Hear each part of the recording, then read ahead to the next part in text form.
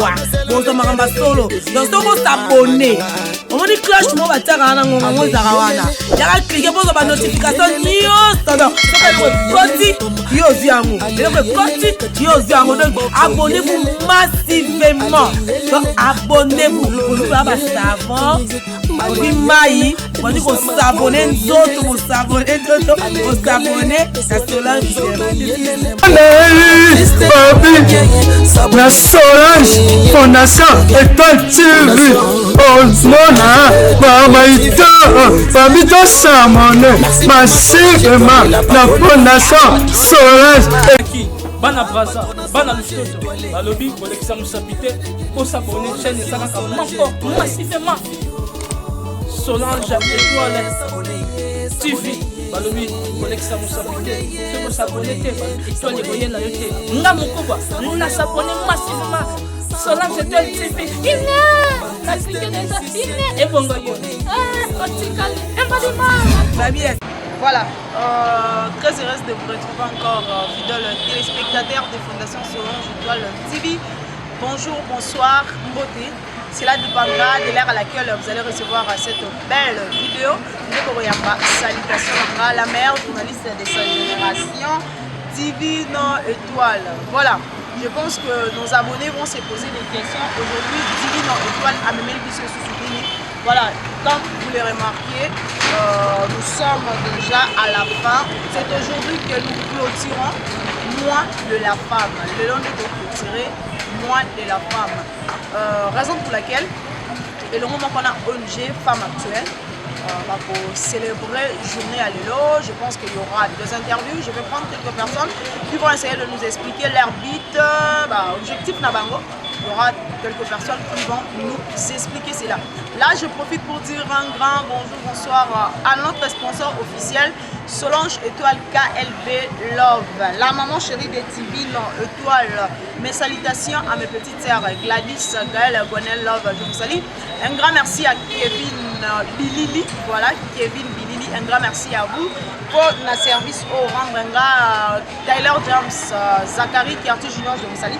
Voilà, je fais déjà mon entrée, je vais prendre quelques personnes qui vont nous expliquer. Pour remettre un solo et puis vous allez voir une image. Un grand merci à vous pour la confiance et la considération pour Arabiso. Message des Aga comme encore pour s'abonner, liker nos vidéos, commenter, partager. Ça nous fera énormément du bien. Voilà, merci beaucoup. De Fondation Solange Étoile TV, je suis avec Mbondo de Paris.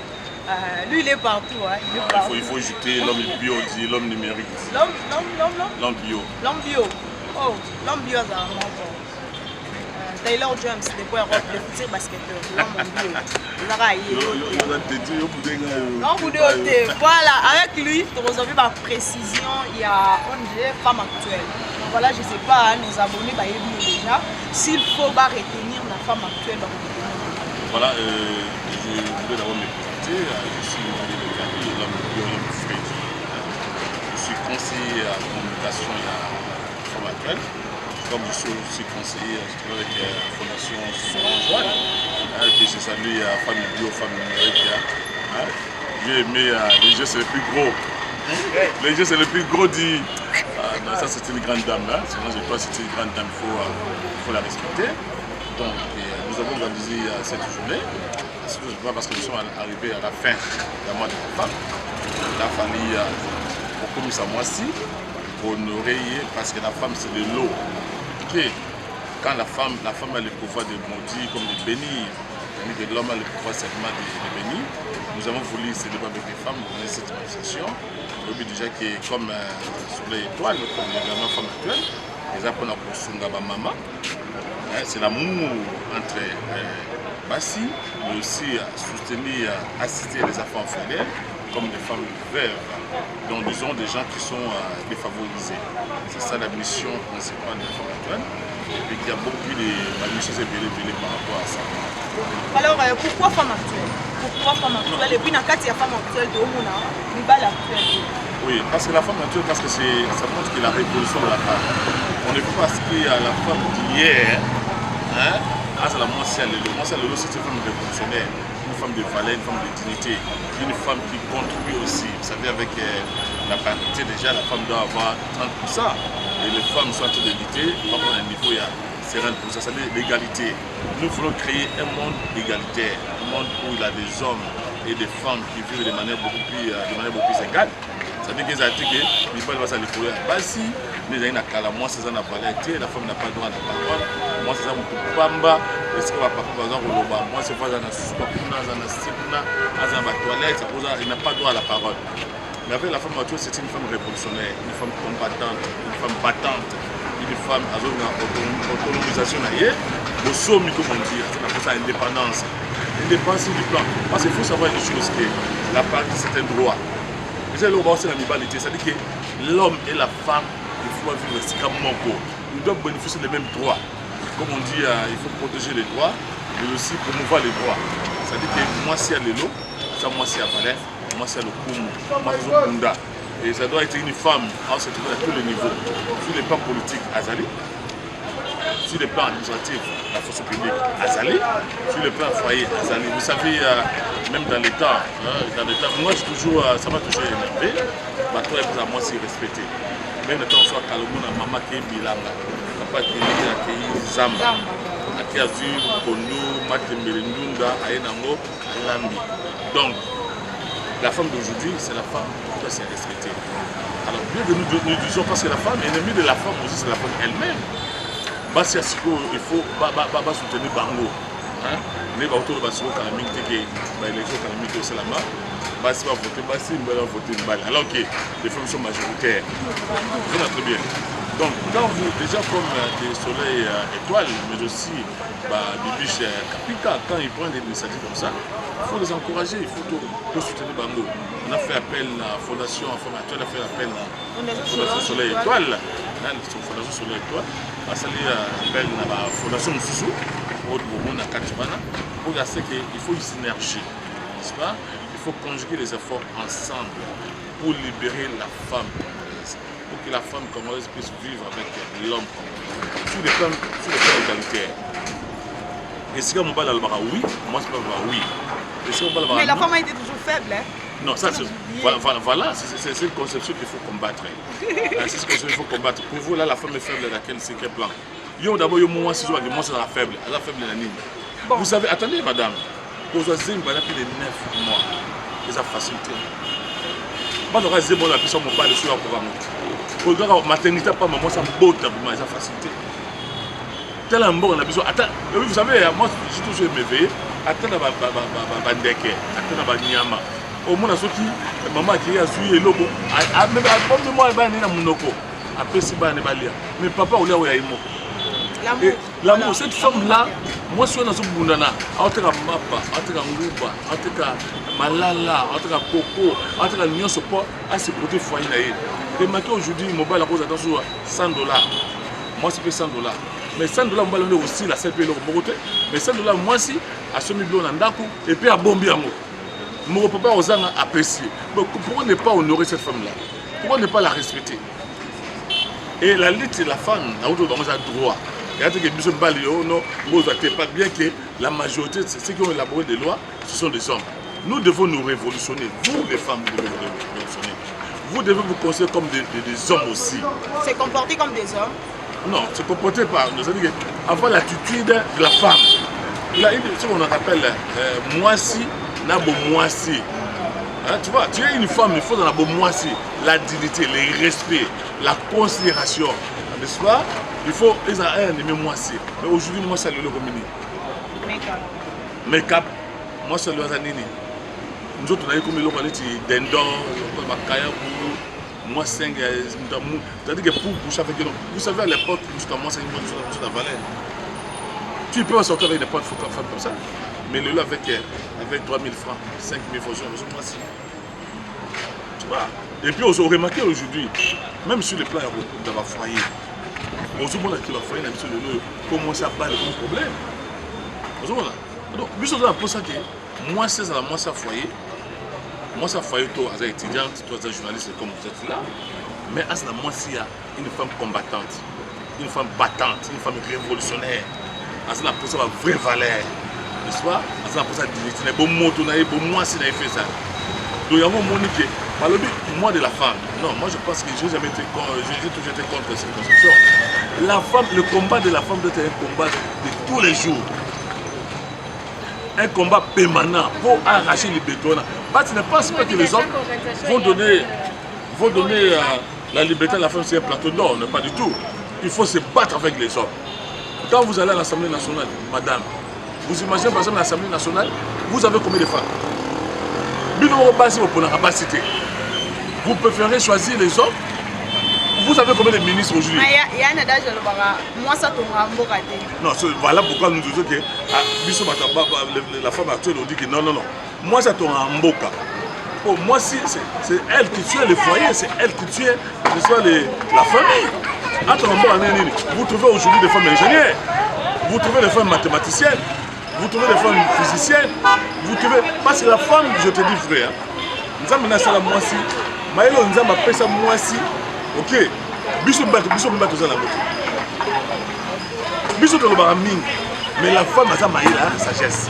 Otara, nous l'avons pongi, mais au bas de la gonflé, mais nous avons pongi, mais on nous a toujours dans le monde. Il faut quand même, il faut encore. J'ai toujours été contre. Nous avons dit la moitié, ça sera un Nengia, bébé Chikapin a dit, ouais, Assimi moitié, Assimi bon. Le soleil, Fondation Soleil a sur le papier, et toi, la lutte est aussi moitié, aussi Mokil Monumba. Donc, si on va passer le rôle à Netiba, bébé Chikapin a vu ça, c'est la révolution. Soleil, toi, c'est la révolution. N'est-ce pas? Ma bêtise, beaucoup de c'est la révolution. Il faut que Bino Bassi, moi aussi, mon impose ensemble. Pour créer synergie wana, force wana, pour que Mbali a sa réalité. Si peut-être tu vas m'inviter un jour à une émission, là, beaucoup élaborée, et je parle de la femme depuis... Vraiment, nous allons donner une émission sur ça. Nous avons vraiment une bonne chose. Merci beaucoup. Merci Madame Divine. Étoile. Voilà. Vous connaissez, tu es une femme battante. Voilà pourquoi je veux me féliciter parce que tu es courageuse, tu es battante, tu es intelligente. Si on a des femmes... maman. Ah oui, il y a des Sophie à Solange Étoile. Moi, je suis à Nyoka. Moi, l'étoile est à étoile. C'est belle trop. Vraiment, merci beaucoup. Merci. La prière dans nous. Parce que nous avons mené le colloque à Mounianso. Ce qui nous a mené, mais nous avons awa te ton coup d'arrêté. Mais Dieu a fait de sorte à ce que ton coup d'arrêté awa. Nzambe wana il faut tokumisa ye.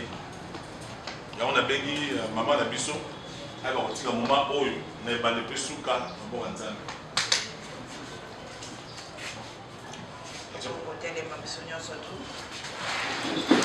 Nous te disons merci pour la grâce, faveur au salut biso. Ya kokuta na lisusu mokolo na lelo. Kakat na oesika. Nous sommes reconnaissants de l'Iboso na yo mokonzi ya koepisa yo merci. Yo nous permettra qui était dernier jour, il y a moins de max tozala na oesika. Mokolo merci pour na bomoi, merci pour na nyonso tout au saleli biso. Yawe tozongi sinkembo lokumo epai na yo pe to ekotika programme nyonso tout okosala kakati na oesika na se na nguya ya loboko na yo. Yawe yonde. Salut.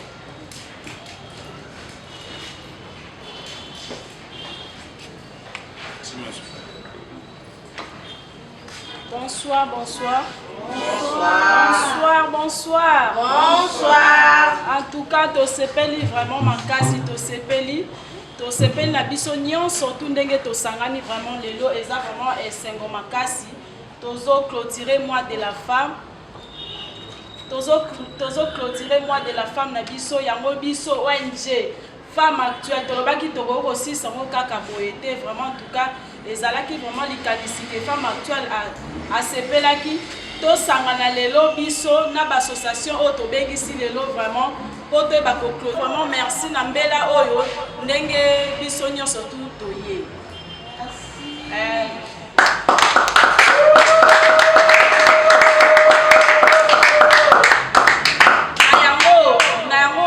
Femme actuelle a sepeli vraiment le lot partager soirée au bisogno ensemble, to vanda, to sepela, to loba, to lobela. Comment est-ce que moi si azali nani, lelo femme actuelle au to lobela lelo. Donc moi si a lelo, azali moi si a pamba te, azali moi si lokola ya lobita zeka nanda pa cuisine.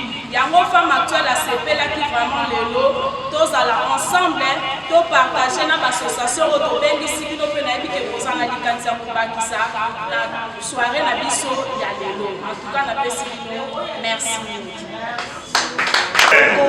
Tokokoma. Voilà. On peut savoir le repas à maman présidente sur quoi? Beaucoup de respect la conscience sur votre camarade. Alors, le Congo, so ya koto yo pour loba. On peut sa philosophie dans lui bien. Bien que ça moulou mais dans lui comme bien. Pole, voilà. Et nous le bandit c'est la ranini. Mbote na biso. Ozana kanda beto na kosilika. Attention. C'est le roté. Continuez. Ouais. Na lingala eza malembe. Siko mission ya polepole eza nini na mboka Congo. Mission ya polepole ezali mama nyonso. Oyo azalaki lobi mutu na se. Lobi polepole ayebisi malembe ko tombola pe mutu. Maman moi ande ko ken église azoko ta kotia 10 na ye mo côté. Est-ce que biki bande musu atia 10 te? Yo moni so ka imo moi ça yiri momo. Est-ce que pour la base ba momo? Eh, to batela no malam papa. Ba ministre okanga, moi ça kuna. Na la moni hein. Tout tata président ya moi c'est. Amen. Alors, merci beaucoup, madame. Maintenant, ici, avec votre autorisation, vous avez un comité à présenter, s'il vous plaît. Vous avez un comité à présenter, Bango? Oui. Ça sera beaucoup plus élégant. Hein? Moi, comité, quand même accompagner, puis on va appeler Bango. Ah, merci. Voilà. Au bureau, totangola qui n'a Bango lelo pour répondre à l'invitation. Merci na femme actuelle. Ndenge bo sepela ki ko bwa kalisu na biso yango na to ba ki photo honoré bino yango toye. Merci beaucoup. Merci beaucoup encore une fois. Donc c'est là un cerveau évidemment. Maman fondatrice, maman président de la gêne. Polé tombenga on gère les réseaux. Réseaux, est-ce que moi je prononce bien? Les réseaux alors. Voilà.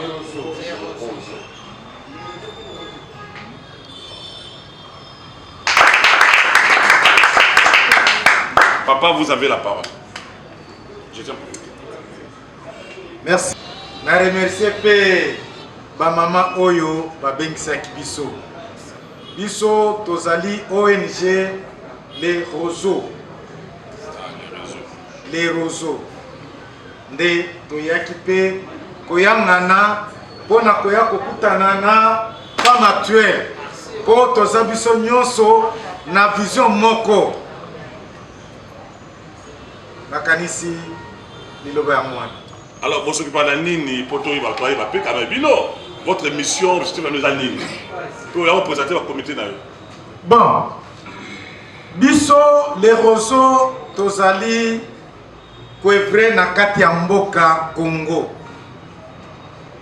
Tozali na vision ya kokende ti libanda, pourquoi pas. Po ba oyo lelo bakomi awa babandaka pe lokola biso. Alors les roseaux eza tiré na kati ya Bible. Mais notre mission ezali na kati ya Bible te, mais référence na biso ezali na kati ya Bible. Quelle est notre mission? Notre mission ezali ya accompagner ba mama. Parce que mosala na biso ezali ya récupérer les enfants abandonnés, les orphelins. Nde ezali mosala na biso. Mais toutefois orphelin wana akoki kozala te soki mama azate. C'est pourquoi na logo na biso toza komona mama aza wana amemi nani aza komema bébé. Donc tozali ko accompagner ba mama oyo batikali ba veuve.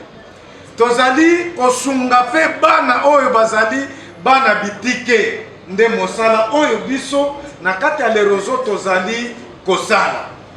Donc lokola tozali awa boye ata soki oyoki mwana munungu quelque part que non, il y a un enfant quelque part et ata ko tozana makoki te toyebi ke non biso oyo tozali kosala eza nzambe nde mutu asali nini apesaki biso. Mutu moko te ndenge biso nyonso tofandi awa boye oyo aza na makoki aza te. Eza na bato baza na bambongo me bazosala oyo biso tozosala nini tozali kosala. Yango wana tika ete nzambe wana akontinue kopesa biso lisusu ebele mpe na bwanya po ete tosala nini tokende liboso. Merci, Président. Vous pouvez présenter votre comité. Sanda Olo Oaza l'Angleterre, mais qui ne pouvait pas être avec nous. À délégat qui Bissoto représenté ONG. Je ne suis pas seul aussi, je suis accompagné avec M. Roméo. Donc Bissotoza African Dyslexic United et Tozo est vrai dans le domaine il y a beaucoup plus sur l'éducation.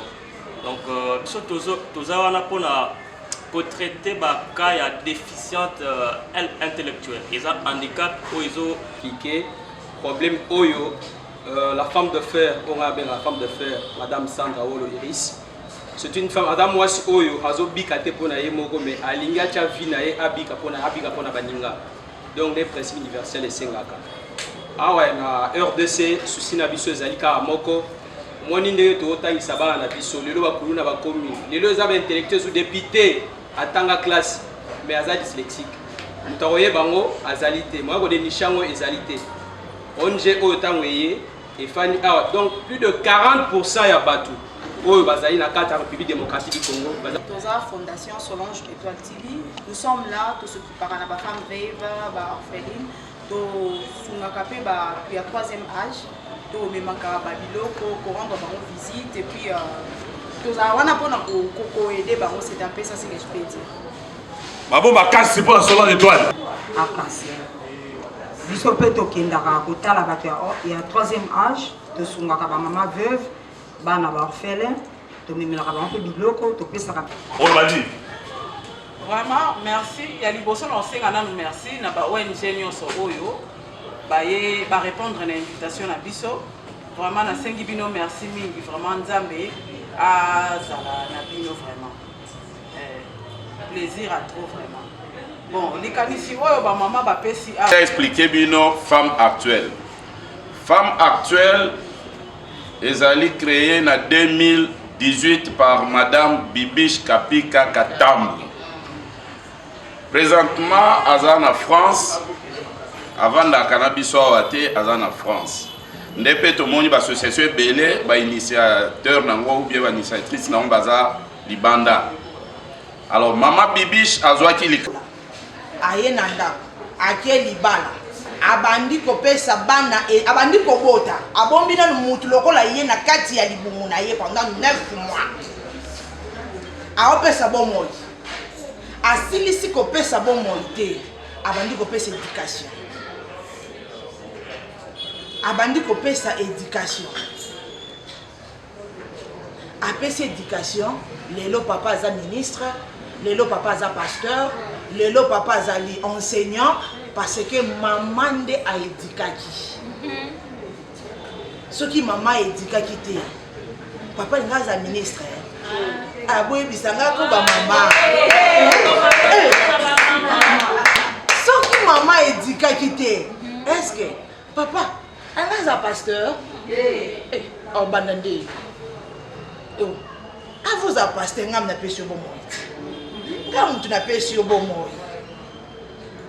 Moi si, ce que moi ça telemi si manaye mobali azali.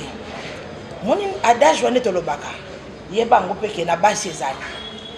Quand tu vois un homme propre, sache qu'il y a une femme ou azo qui soigne na ye pour la propre wana. Oh. Papa. Yo polo lati so nga na sokoli ya moto yo na nzelo zali na nzela zate. C'est pour cela ba maman zonga na valeur na yo ozana musala makasi oza onzamba poni oza onzamba pesa onzamba linga oza faiblir yo te efaiblir yo te nayebisaka bamama bandeko basi kobota avant eya nango synonyme ya koéchouer na vie te kozanga kotanga eza synonyme ya koéchouer na vie te mais kozala na courage ya kotelema eza na baoyo batanga te lelo baa bapatron bapatronne matanga te grâce oyo aza nango aodirige bato ebele mayele oyo papa atangeli na grâce onga na nango maloba nolembanela nini eske mpo ngai nasomba liputa ifo nakoma mendiante eske ngai mpo natelema nayebisa mutu ke soit forte ifo nasala nini ifo babetanga fimbu eske nga mpo nazwa 10 francs napesa ndeko oyo aza pembeni ifo nasala jeune yaya 40 ans oyo yesu asalaka na montagne et sur la croix lobaka tout est accompli mama oza oyo nkolo alingaka ozala parce que na bonzambe na ye akokosana mpo ozala mobali kaka alinga atika depeka mibali mais biloko nya alobaka alobi te alingi na motive bamama nyonso tu mama kolemba te même na kati ya ndako ya libala mobali aza chef mais yo nde oza numéro 1 ya ndako premier ministre eza yo siko na ministère ya mwasi aogere na mobali ye mokolo ndako la France eza représentée et pas maman Bibiche Kapika toza pe na Belgique et pas maman José Kitala toza pe na Congo Brazzaville maman Tete Mwanza awa na Kinshasa eza maman Rachel Kalala nde aza présidente na biso jusque la femme actuelle eza na 4 pays na monde mais malembe toza kopusana nasengi maboko makasi ndenge na mama alobi polepole toza koavanse yango vraiment place kokozala bokanisaka biso na mabondeli biso mpe tokokanisa bino tosimbana pour que tokende liboso au nom de femme actuelle to déclarer journée na biso oyo clos mois de la femme na biso esili bako partager moi quelque chose moi casse-croûte pona kokitisa moi mulunde après tumeli nde tokabwani merci beaucoup.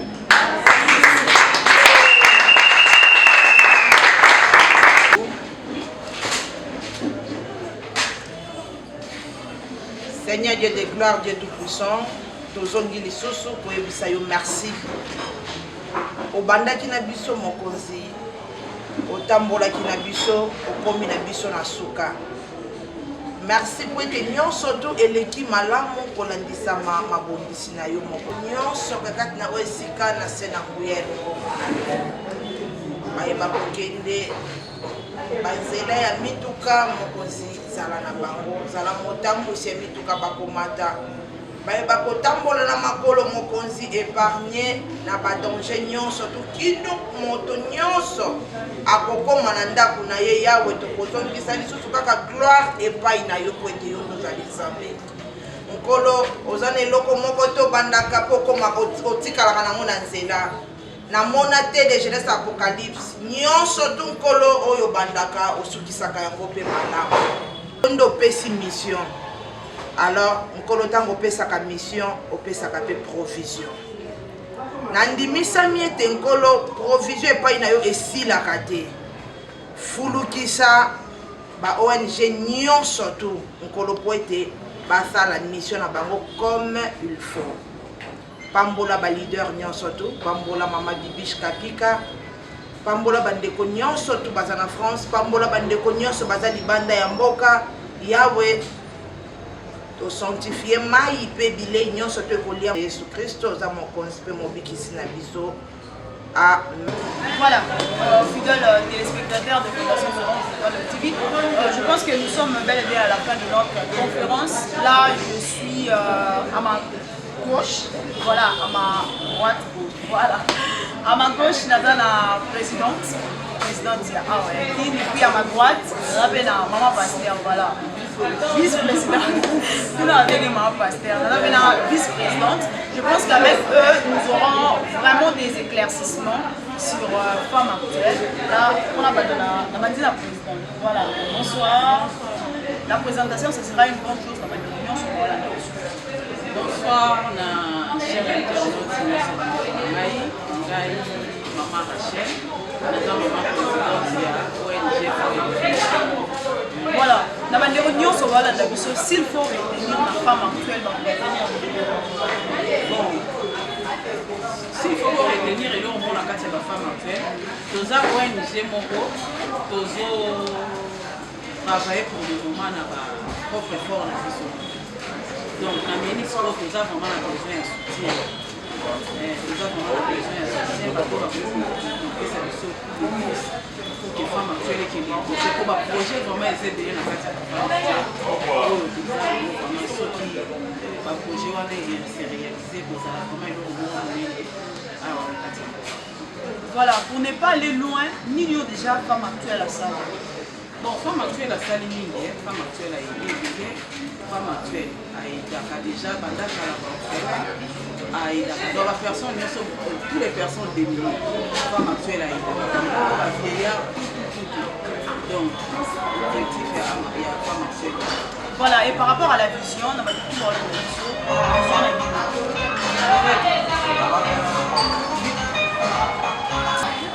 Nous allons clôturer avec la maman vice-présidente. Voilà, bonsoir. Présentation à Banderonia sur la Merci. Moi, c'est Madame Ossi Milambo, vice-présidente de la forme actuelle.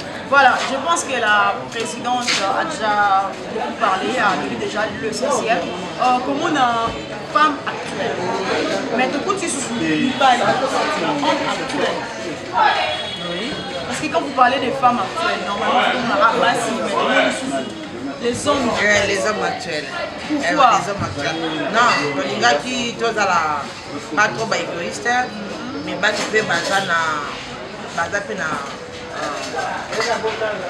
ils sagesse na bango ya makasi, la façon na bango de travailler, tout le monde a dit que travailler en collaboration, c'est la chose aussi pour papa. Pour que la caca basse trop bassité, on a dit que ça allait un peu mélanger. Voilà, na banderonia sur la biso nino ba ko retenir na femme actuelle.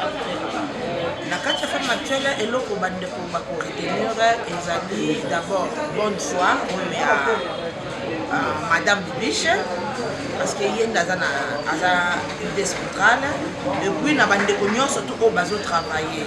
Tu vois, c'est pas facile de prendre quelque chose aux anamos et puis de donner à quelqu'un. Surtout dans la vie où tu veux vivre na seconde. Et ça facilité. Et donc, pour retenir ça, nous venions auprès de Denis avec nos propres moyens et puis volonté, amour pour tout ça, on va faire l'amour. Il y a un monde de pousser pour faire la personne handicapée. Voilà, merci beaucoup. Merci. Voilà, merci beaucoup fidèles Internet. Nous sommes bel et bien à la fin de notre conférence. Nous vous disons un grand merci pour la confiance ainsi que les considérations. N'hésitez pas à vous abonner sur notre chaîne, liker nos vidéos, commenter, partager. Ça nous fera énormément du bien. Un grand bonjour, bonsoir à notre sponsor officiel Solange Étoile, la maman chérie divine, la patronne. Je vous salue, Taylor Jones, je vous salue, Zachary Cartier Junior, je vous salue. Gwenel Love, Gladys, Gaël, ma petite sœur que j'aime beaucoup. Sali, on est ensemble. Voilà, un grand merci à Kevin Bilili. Merci beaucoup à vous, Kevin. Quant à moi, je vous dis au revoir. On se retrouve à la prochaine. Merci beaucoup.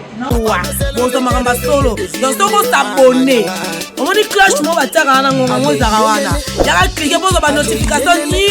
standard. Koti, yo ziango. Koti, yo ziango. Donc, abonnez-vous massivement.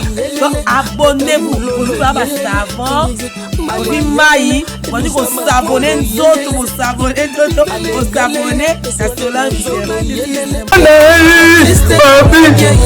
La Solange Fondation Étoile TV Osmona Mamaïta Babito Samone massivement la Fondation Solange Babi La Solange Fondation Étoile TV Osmona Mamaïta Babito Samone massivement la Fondation Solange Étoile TV Icole Maman n'a pourri Babito pas cliquer on s'abonne, on like, on partage, on en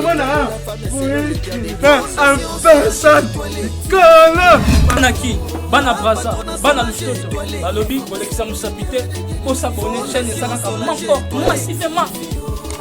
Solange Étoile TV, Balobi, Bolekisa Moussapite, c'est pour s'abonner, toi les voyez là, n'a mon combat, n'a s'abonner massivement. Solange Étoile TV, il est la clique des et bon,